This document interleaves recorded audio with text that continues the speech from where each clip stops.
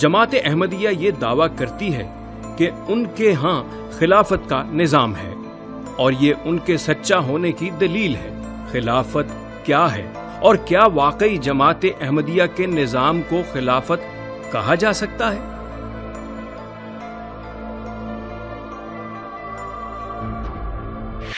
خلافت جو ہے وہ اصل میں it is a political concept. اس کا مقصد یہ ہے کہ مسلمانوں کا جو حاکم ہے وہ نبی کریم صلی اللہ علیہ وسلم کا خلیفہ ہوتا ہے، ان معنوں میں کہ وہ آپ صلی اللہ علیہ وسلم کے بعد دین کا اور دنیا کا اقتدار استعمال کرتا ہے۔ تو یہ خلیفہ امیر المومنین کے معنی میں ہے اور اس کے لیے ایک منظم معاشرہ اور ریاست کا ہونا اور حکومت کا ہونا ضروری ہے۔ تو خلیفہ جو ہے وہ بنیادی طور پر پولیٹیکل کانسیپٹ ہے جس میں ریاست کا اور اقتدار کا تصور وابستہ ہے۔ تو ان معنوں میں قادیانیوں کے پاس نہ کوئی ریاست ہے اور نہ کوئی اقتدار ہے، اور وہ تو خود دوسروں کے طفیل دوسرے کے ملکوں میں جا کے پناہ لے کے کچھ مکانوں میں یا کوٹھی میں یا جگہ میں، پاکستان میں بھی وہ ایک خاص شہر میں تھوڑی سی جگہ پہ رہتے تھے، چھوٹا سا شہر ہے۔ تو یہ ان معنوں میں خلافت نہیں ہے۔ خلیفہ وقت جی یہ تو ایک انہوں نے یعنی کہ اپنی جماعت کو بھی اور پوری دنیا کو دھوکہ دیا ہے کہ اس کا نام خلیفہ وقت رکھ دیا۔ اصل میں تو یہ جماعت احمدیہ کا بادشاہ ہے اور بادشاہ جو حکم دیتا ہے وہ نیچے ماننا پڑتا ہے۔ تو اس لیے اگر وہ ابھی چاہیں اس کے لیے میں آپ کو مثال دے سکتا ہوں۔ یہ جو نظارت امور عامہ کے امیر ہیں ناظر ہیں سلیم الدین صاحب، اگر یہ ابھی بادشاہ کے خلاف کوئی بات کر دیں تو بادشاہ 1 منٹ میں ان کو سائڈ پہ کر سکتا ہے، نہ بھی کریں بس بادشاہ کو پتہ چلا کہ یہ میرے پسند کا بندہ نہیں ہے تو یہ بادشاہ سلامت اس کو فارغ کر دیں گے۔ تو یہ خلیفہ وقت کا نام دیا گیا ہے، یہ اصل میں بادشاہت ہے۔ خلیفہ وقت کی اطاعت اصل میں اس طرح ہوتی ہے کہ بچپن میں جب ہم اسلامیت پڑھتے ہیں تو ہم سب سے پہلے تو محمد رسول اللہ کا نام لیتے ہیں صلی اللہ علیہ وآلہ وسلم، اس کے بعد خلفائے راشدین آ جاتے ہیں۔ تو ہمیں یہی بتایا جاتا ہے کہ جس طرح وہ خلفائے راشدین تھے اسی طرح یہ مسیح موعود کے خلفاء ہیں، جس طرح ان کا حکم ماننا، ان کی عزت کرنا ہم پہ فرض ہے، اسی طرح ہی ان کی بھی عزت کرنا، ان کا بھی وہی مقام ہے۔ یہ حکیم نور الدین کو حضرت ابوبکر صدیق کے درجے پہ مانتے ہیں، اور یہ جو مرزا بشیر الدین محمود ہے اس کو امیر المومنین بھی کہا جاتا ہے۔ یہی وجہ ہے کہ ہم بچپن میں پڑھتے ہیں کہ مسیح موعود کے صحابہ رضی اللہ تعالیٰ عنہ لکھا ہوتا ہے ساتھ، تو پھر ہمارے ذہن میں وہ برابر کا کنسیپٹ آ جاتا ہے کہ یہ بالکل برابر ہیں۔ تو اس کے بعد جب ہمارے ذہن میں یہ آ گیا کہ یہ صحابہ ہیں اور اسی طرح ہیں، تو یقیناً پھر یہ بھی بات آتی ہے کہ مرزا صاحب صلی اللہ علیہ وسلم کے برابر ہیں، اس لیے وہ محمد صلی اللہ علیہ وسلم کے صحابہ تھے تو یہ مسیح موعود کے صحابہ ہیں۔ تو باقی رہا یہ جو کچھ اضافہ کرتا چلو، یہ جو کہتے ہیں خلیفہ اللہ چنتا ہے، تو مجھے اچھی طرح یاد ہے کہ جب مرزا مسرور صاحب کی باری آئی خلیفہ بننے کی، تو اس وقت ایک میاں منصور نامی آدمی تھے، وہ بھی بڑے مضبوط کینڈیڈیٹ تھے کہ میں بنوں گا۔ تو جب وہ نہ بن سکے، کیونکہ یہ میاں فیملی کا اندرونی معاملہ ہوتا ہے، اس میں کوئی ووٹنگ نہیں ہے کہ ہر قادیانی نے ووٹ دینا ہے کہ بھی ہر احمدی نے کہ جی وہ بنا دیں، یہ رائل فیملی ہی اس کو چنتی ہے اور یہ اس کو سیٹ پہ بٹھا دیتے ہیں، تو وہ خلیفہ بن جاتا ہے۔ اگر یہ خلافت کے حامی ہیں، اگر یہ ان کے دلوں کے اندر مسلمانوں کے بارے میں کچھ جذبات ہیں، تو خلافت عثمانیہ کی تباہی پہ یہ مٹھائیاں تقسیم نہ کرتے۔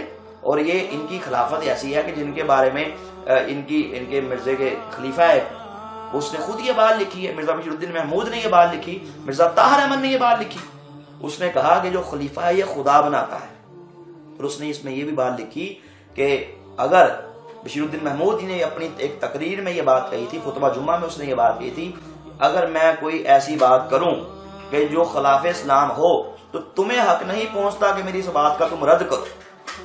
وہ کہتا ہے خلیفہ خدا بناتا ہے، اور اگر میں بظاہراً کوئی اسلام کے خلاف بات کر بھی دوں تو میری یہ بھی بات درست ہے، حالانکہ اسلامی خلافت کے اندر ایسی بات نہیں۔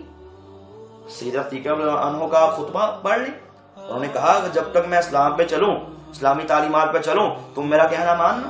اگر میں اسلامی تعلیمات سے انحراف کروں تو تم میرا کہنا مت ماننا. آپ خلافت راستہ دیکھ لیں، ان میں یہی اصول تھا، وہ یہ خود کہتے تھے. تو یہ ان کی خلافت کیسی ہے کہ جو کہہ رہے ہیں کہ میں اگر خلاف اسلام بھی کام کروں تو آپ اس کو بھی ٹھیک سمجھیں. پہلی بات تو یہ ہے کہ دنیا میں جو بھی کوئی تنظیم تھوڑی تعداد میں ہے، ان میں کوئی نہ کوئی ان کا صدر یا ان کی مجلس عاملہ یا ان کا انتظام نظام موجود ہے. اس میں آپ اس کو لیڈر کہہ لیں یا ان کو وہ اس کو خلیفہ کہتے ہیں تو کہہ لیں. ان سے بڑی جماعتیں پاکستان میں بھی موجود ہیں جن کا کوئی نہ کوئی ایک لیڈر ہے، جماعت اسلامی ہو یا اور تنظیمیں جو موجود ہیں. بلکہ یہ جو تبلیغی جماعت ہے، ان کے ممبران احمدیوں کی نسبت بہت زیادہ ہے، کئی گنا زیادہ ہیں. ان کے اندر نظام بھی بہت اچھا ہے، ان میں تبلیغی جذبہ بھی بہت زیادہ ہے احمدیوں کی نسبت. اور وہ جماعت اپنے ممبران سے چندہ بھی وصول نہیں کرتی، ان پہ کوئی مالی بوجھ بھی نہیں ڈالتی. اس کے باوجود وہ لوگ جوک در جوک رائے ونڈ میں جاتے ہیں اور جا کے اپنے امیر کے انڈر اپنی خدمات پیش کرتے ہیں. اور نہ صرف پاکستان بلکہ دنیا میں وہ تبلیغی نظام انہوں نے چلا رکھا ہے. فرق صرف یہ ہے کہ ان کا جو ہیڈ ہے وہ اپنے آپ کو خلیفہ نہیں کہتا، اور وہ یہ سمجھتا ہے کہ خلافت جو ہے اس کا تقدس کیا ہے. قادیانیت یہ ایک سوشل فینامینا ہے اور اس کے بہت سارے اسپیکٹ ہیں. اس کو اسٹڈی کرنے کے لیے ان میں رہنا بھی چاہیے تاکہ پتہ چلے کہ ان کا طرز احساس کیا ہے. میں نے یہ جہاں تک قادیانی گروہ کو سمجھا ہے، وہ مرزا محمود نے ان کو آرگنائز کیا تھا گاؤں کے کلچر کی بنیاد پر. جس طرح جاگیردار اپنے رعایا کو ایک خاص ذہنی سطح پہ لے آتا ہے اور خود کو ایک خاص سطح پہ رکھتا ہے، اس کو بالکل وہی کلچر تھا کہ کمیرے نوکر چاکر کی سطح پر لوگوں کو رکھ کر خود کو ان کا جاگیردار کی سطح پر، وڈیرے کی سطح پر اس نے رکھا.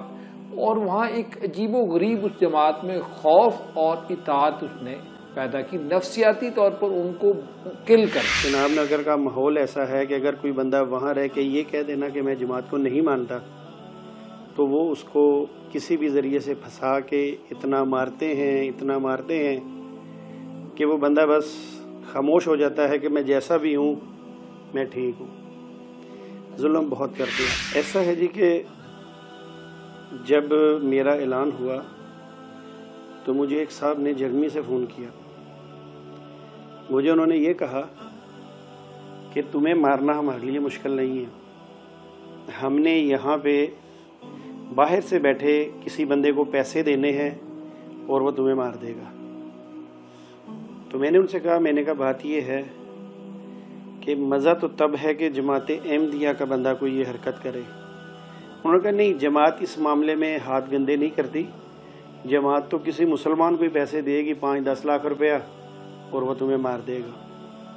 جو چناب نگر میں ہے اس میں ایسا ہے جی کہ یہ جو نظارت امورامہ ہے، نظارت اولیاء ہے، اس کے بعد جو قضا ہے ان کی سب سے بڑی عدالت، جہاں پر مجھے پتہ چلا ہے کہ یہ میرے والد صاحب کو بھی بلاتے ہیں جب میں کسی پروگرام میں جاتا ہوں. شاید یہ انٹرویو سننے کے بعد وہ پھر دوبارہ بلائیں گے. تو وہاں پہ یہ فیصلے ہوتے ہیں کہ جی فلاں بندہ ہے یہ جماعت کے خلاف بول رہا ہے. اس کے لیے یہ کرتے ہیں کہ ان کی منتھلیاں سیٹ ہیں پولیس والوں کے ساتھ، ان کے ذریعے یہ بندہ اٹھواتے ہیں اور وہاں پہ اس کی چتلوڑ کرتے ہیں. چونکہ اس بندے کے والدین جاتے ہیں جماعت کے پاس کہ حضرت وہ ہمارا بچے کو پکڑ کے لے گئے ہیں تو جماعت کچھ کرے. پھر جماعت کہتی ہے جی وہ تو بڑا گستاخ ہے، وہ ایسا ہے، وہ ایسا ہے، اس نے تو یہ کہا. اچھا ہم کچھ کرتے ہیں. اس طرح 1-2 دن وہ بندہ تھانے رہتا ہے، اچھی اس کی مار کٹائی کرتے ہیں، پھر خود ہی جاتے ہیں، پکڑواتے بھی خود ہیں، پھر چھڑاتے بھی خود ہیں، اور والدین سے کہتے ہیں جی 50,000 روپیہ پولیس والے مانگ رہے ہیں بندہ چھوڑنے کا. وہ 50,000 اپنی جیب میں ڈالتے ہیں بندے پہ احسان کر دیا کہ جماعت نے چھڑوایا ہے، اور بندہ جب گھر جاتا ہے تو والدین سے علیحدہ ڈانٹ ہوتی ہے، مار کھاتا ہے، تو وہ پھر خاموش ہو کے بیٹھ جاتا ہے کہ یار جماعت کے خلاف پنگا نہیں لینا۔ یہ سارا سسٹم وہاں پہ چلتا ہے۔ عام آدمی کو اختلاف کرنے کا حق نہیں دیا جاتا۔ ایون ایسا ہوتا ہے کہ جب آپ خلیفہ وقت تک کوئی بات پہنچانا چاہتے ہیں تو آپ ڈائریکٹ ان کو بات نہیں پہنچا سکتے۔ اگر آپ جناب نگر میں ہیں، آپ ان کو فیکس کرتے ہیں یا کچھ بھی کرتے ہیں تو وہ جو خلیفہ وقت کے وہاں پہ بندے بیٹھے ہیں پہلے ان کے پاس جاتی ہے، وہ پھر اس بات کی تصدیق کرتے ہیں جناب نگر سے، کیا یہ بات فلاں محلے سے فلاں بندے نے لکھ کر بھیجی ہے، اس کا کیا کرنا ہے۔ پھر ان کو پتہ چل جاتا ہے کہ ہمارے خلاف فلاں بندہ سر اٹھا کے ہماری شکایت کر رہا ہے، ٹھیک ہے، وہ اس بندے کو وہیں ہینڈل جناب نگر میں کر لیتے ہیں، اور جو بھی ان سے ہوتا ہے وہ لوگ اس کے ساتھ کرتے ہیں۔ خلیفہ وقت تک تو تقریباً 90% باتیں نہیں پہنچتی۔ خلیفہ وقت کو نہ فون کرنے کی اجازت ہوتی ہے اور نہ ہی خلیفہ وقت خود فون سنتا ہے، کیونکہ اگر حضرت عمر فاروق جیسے خلیفہ وقت ہوں تو پھر تو وہ اپنے عوام کی بات سنیں، فکر مند ہوں۔ جب انہوں نے گھوڑوں پہ لاکھوں روپیہ خرچ کرنا ہے، ان کے ساتھ مل بیٹھنا ہے، اور آپ یقین کریں کوئی بھی جماعت احمدیہ کا فرد ایسا نہیں ہے کہ جو جماعت میں چندہ نہ دیتا ہو۔ یہ آج جماعت جتنی امیر ہے اس کی وجہ یہی ہے کہ ہر فرد جو ان سا ہے وہ چندہ دیتا ہے، بے شک اس کے گھر میں کھانے کے لیے ہے یا نہیں ہے۔ اور آپ یقین یہ بھی کریں کہ یہ جتنی عیاشیاں ہو رہی ہیں یہ ان غریبوں کے پیسوں سے ہو رہی ہیں۔ میں بھی اپنے وقت میں باقاعدگی سے چندہ دیا کرتا تھا، مگر اب پتہ چلتا ہے کہ یہ چندے جاتے کہاں ہیں۔ یہ ایسا ہی ہے جی کہ خلیفہ وقت میں اور عام آدمی میں جو فاصلہ ہے وہ ایسا ہے کہ جیسے آپ سعودی عرب چلے جائیں اور آپ جا کے وہاں کہیں کہ میں نے سعودی عرب کے بادشاہ کو ملنا ہے، تو آپ کو پتہ ہے آپ نہیں مل سکتے۔ اسی طرح خاص کر کے اگر آپ نے کوئی کمپلین کرنی ہے پھر تو آپ بالکل ہی سوچنا ہی چھوڑ دیں کہ آپ خلیفہ وقت کے پاس پہنچ جائیں گے۔ 100 مراحل ایسے آئیں گے جو آپ سے پوچھا جائے گا آپ نے کیوں ملنا ہے، کیا بات کرنی ہے، کس لیے ملنا ہے، کس نے بھیجا ہے، کس کی شکایت لگانی ہے، پہلے ہمیں بتائیں کہ یہ بات کرنے والی ہے کہ نہیں ہے۔ جی کافی غریب لوگ ایسے ہیں جو خودکشی کرنے پہ مجبور ہیں اور کر بھی رہے ہیں، مگر خلیفہ وقت تک رپورٹ ہی نہیں پہنچتی۔ کیسے پہنچے؟ تو اس لیے جس خلافت کا نظام یہی ہے کہ اپنے چہیتوں کو لا کے اوپر بٹھا دیا اور جو اصل بندے ہیں ان کو دبا دیا، تو وہ خلافت